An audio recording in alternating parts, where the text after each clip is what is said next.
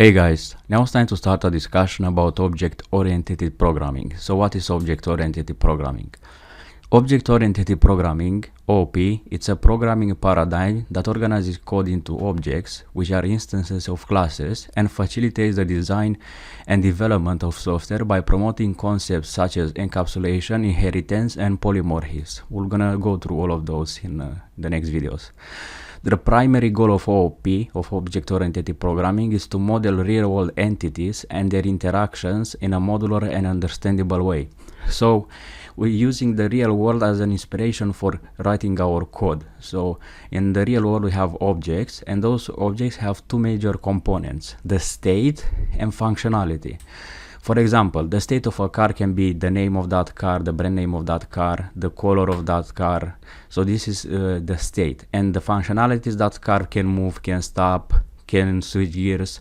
And when writing code using object-oriented programming paradigm, we're gonna model our code using real-world entities, which have, again, state and functionality. Now, we're gonna start with first a class. So what is a class? A class is a blueprint or a template for creating objects. It defines a set of attributes, properties or fields, and methods that the objects created from the class will have. Think of a class as a user-defined data type that encapsulates data and behavior. Alright, let's open IntelliJ IDE. I'll open IntelliJ IDE. I'll create a new project. It's going to be called OOP. The rest is, I'm going to keep it as it is, and I'll click on create. I'll delete this code.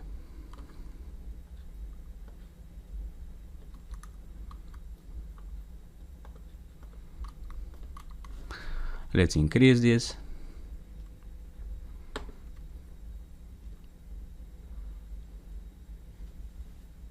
I will go on the left hand side on SRC. I will go to new and I will click on this Java class. So I'm going to create a new class, a new blueprint, and it's going to be called car. I'll press enter. Let's increase this. Now we have the blueprint, but now the blueprint is empty. We don't have any kind of information about how to build cars. So first we need to define the state. So I'll type here private string. Now we define the fields of this car: name, semicolon, private string, model, private string. So now we're defining the fields, which represents which stores the state of a car, which is gonna be, let's say, color. In private int the number of doors. Now we have the fields which represent the state of a car. Now we need a way to construct this object, and in order to construct the object we need to use, and let's hide the project pane, we need to use a constructor. So if I click here or right click and I click on generate, or if you press Ctrl O, you have here constructor. I'm gonna click on constructor and I will select all the fields, because I want, when I construct a new object, to pass values for all those fields, because I want to know the name of the car, the model, the color, and the doors. I'm gonna click on OK. Alright, now when we're gonna create a new object, this constructor is gonna be called, and the name, the model, color, and doors, which are defined inside the parentheses here, are gonna be assigned to the name field, the name model, then the model, the color, and the doors. So the values, those values are going to be passed to those parameters here, and they're going to be assigned to our fields. So this is how we can do that. Now we have state for our car, but we don't have any kind of functionality. Let's make our car to do something. So I'll type here, I'll type private, or I'm gonna type public void, let's call it move, parenthesis, curly braces, and press enter, and I will put a SOUT here, and it's gonna say the car plus Now I'm gonna use the this keyword. We're gonna see what the this keyword is. You use the this keyword to refer the current instance variables. So I'm gonna type this dot name. So that is gonna store the name of the car. It's gonna say the car and the name of the car, whatever the name you pass as a value, and it's gonna say it's moving.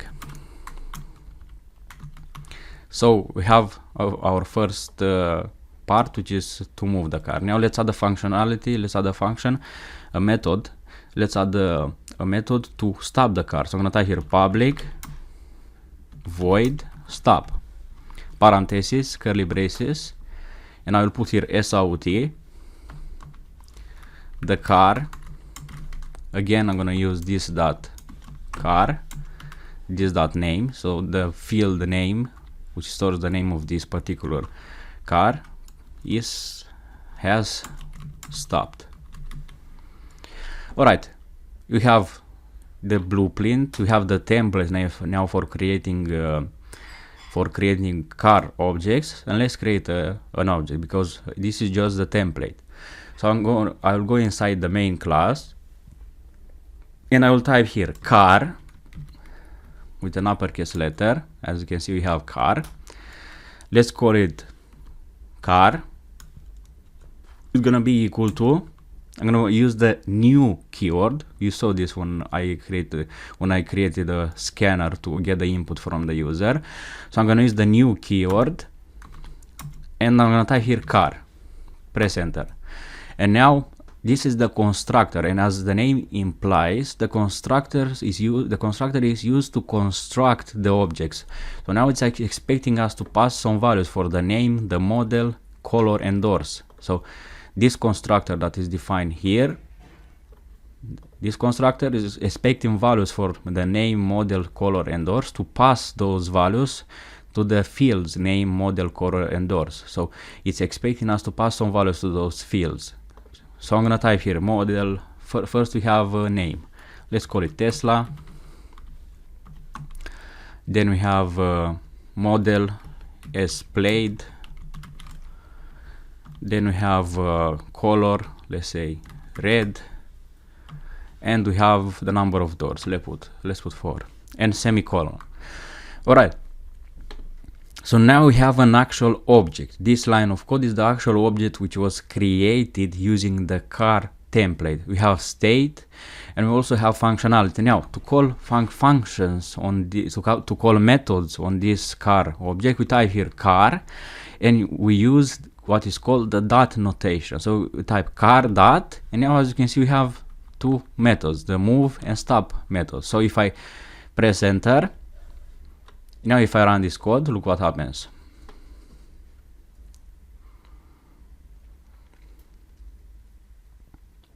It says the car Tesla is moving. So now it's using the methods defined for this particular object, car.stop. So let's run it again. So those methods are called on this particular object that is created on line 5. We have the state again, and we have functionality. So we have an object now. Now you can create another object. So I can go down here. I'll type again car. Let's call it car2, or you can give it whatever name you want. Equals to new car. And let's put here Porsche. Model, let's say this is a 911. Color, let's say green, and number of doors 2, semicolon. Now I can call methods on the car2 object. So car2 dot move and car2 dot stop, and now those are going to be called on this second object that we created using the car template. So now if I run this, get that car Tesla is moving, so we get the first output from the first object, and then we get the car Porsche is moving, the car Porsche has stopped. So we're having the code executed for the second object that is created on line 9. So you can create as many objects now using the car template as you want. Alright, so this is our discussion about object-oriented programming and classes, and I will end this video here, and I will see you in the next video.